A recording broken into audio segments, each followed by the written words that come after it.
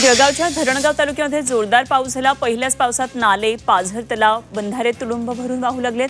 तलाव, बंधारे तुडुंब भरल्याने शेतकऱ्यांना सुद्धा मोठा दिलासा मिळाला आहे। वाशिम कृषी उत्पन्न बाजार समितीमध्ये काळ्या हळदीच्या दरामध्ये पुन्हा एकदा तेजी आली आहे। लिलावात काळ्या हळदीला प्रति क्विंटल 22,000 रुपयांचा भाव मिळाला आहे। हळदीला चांगला दर मिळाल्याने शेतकऱ्यांमध्ये समाधानाचं वातावरण आहे। वाशिम जिल्ह्यात समाधानकारक पाऊस झालाय। खरीप हंगामाला त्यामुळे वेग आलाय। शेतकऱ्यांनी मशागतीची कामं पूर्ण करून पेरणी सुरू केली आहे। आतापर्यंत सुमारे 33,000 हेक्टर क्षेत्रावर खरीप पेरणी पूर्ण झाल्याची माहिती कृषी विभागाने दिली आहे। पहिल्याच पावसात येवल्याच्या रस्त्यावर पाणी साचले। खड्ड्यांमध्ये पाणी साचल्याने अपघात होण्याची शक्यता व्यक्त केली जाते। काँक्रिटीकरण करण्यात आलेल्या काही रस्त्यांवर पाणी साचले, त्यामुळे कामाच्या गुणवत्तेबाबत प्रश्न उपस्थित होतोय। भंडाऱ्यात 73 स्वच्छता कामगारांनी काम बंद आंदोलन पुकारले। साकोला सेंदूरवाफा नगर परिषदेतल्या कामगारांनी ठेकेदाराच्या मनमानी विरोधात नगर परिषदेसमोर काम बंद आंदोलन पुकारलं। या आंदोलनाला नगराध्यक्षांसह नगरसेवकांनी पाठिंबा दिला। कामगारांच्या मागण्या मान्य न झाल्यास उपोषणाचा इशारा दिलाय। दरम्यान यापुढे अरेरावी होणार नाही याची ग्वाही ठेकेदारांनी दिली। नाशिकच्या येवला तालुक्यातल्या सायगावमध्ये एका ज्येष्ठ नागरिकानं येवला पंचायत समिती कार्यालयासमोर आमरण उपोषण केलं। घरकुल प्रकरणाची सखोल चौकशी करण्यात यावी या मागणीसाठी उपोषण केलं आणि त्याचबरोबर चौकशी करून दोषींवर कारवाई करण्याची मागणी केली। अकोला जिल्ह्यामध्ये जनावरांची अवैध वाहतूक आणि कत्तल रोखण्यासाठी पोलीस प्रशासनाने मोठी मोहीम हाती घेतली आहे। स्थानिक गुन्हे शाखेने अकोला शहरातल्या खैर मोहम्मद प्लॉट परिसरामध्ये धडक कारवाई केली आणि या छाप्यामध्ये 15 गोवंशाची सुटका करण्यात आली। अलिबागमधल्या कोळीवाडा परिसरामध्ये कांदळवन क्षेत्रातल्या अतिक्रमणाविरोधात वनविभागाने कारवाई सुरू केली। मात्र या कारवाईमध्ये वनविभागाकडून दुजाभाव होत असल्याचं निदर्शनास आलं आणि त्यामुळे आता संबंधितांवर कारवाई होण्याची शक्यता वर्तवली जाते।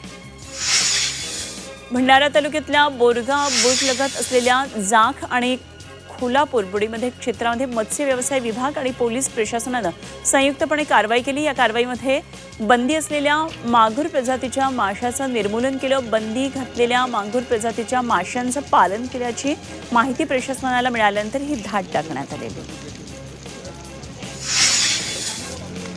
साताऱ्याच्या महाबळेश्वर इथे गोल्फ कोर्सवर अनधिकृत शेड अखेर नगरपालिका आणि तहसील कार्यालयाने संयुक्त कारवाईमध्ये जमीनदोस्त केली आहे। महाबळेश्वर नगर परिषदेने मोठ्या पोलीस बंदोबस्तामध्ये ही धडक कारवाई पूर्ण केली।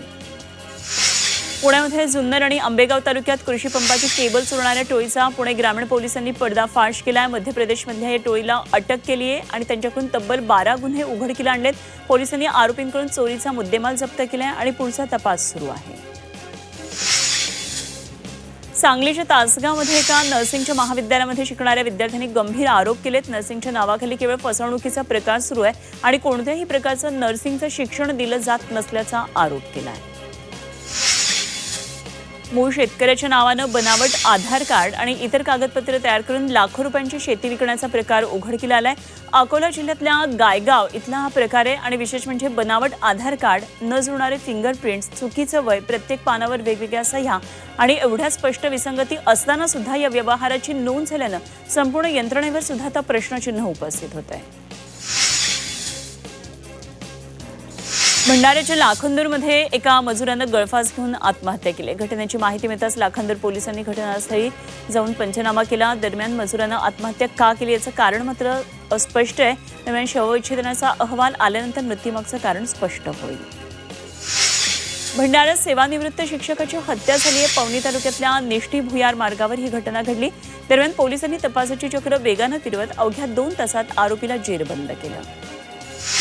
वाशिम शहराजवळच्या रेल्वे उड्डाण पुलाजवळ ट्रॅव्हल्सच्या बसचा भीषण अपघात झाला। भरधाव बसवरचं चालकाचं नियंत्रण सुटलं आणि हा अपघात झाला। या अपघातात 3 प्रवासी गंभीर जखमी झालेत। सुदैवानं अपघात कुठली जीवितहानी झालेली नाही।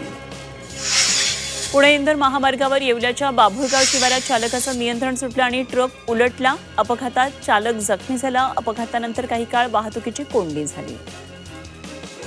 रेल्वे रूळ ओलांडण्याचा शॉर्टकट नागरिकांच्या जीवावर बेततोय। पुणे रेल्वे विभागात गेल्या 1.5 वर्षात रेल्वे रूळ ओलांडताना 523 जणांचा मृत्यू झाला आणि 87 जण जखमी झालेत। दौंड, मिरज आणि पुणे स्थानक परिसरात अपघातांचं प्रमाण हे सर्वाधिक आहे।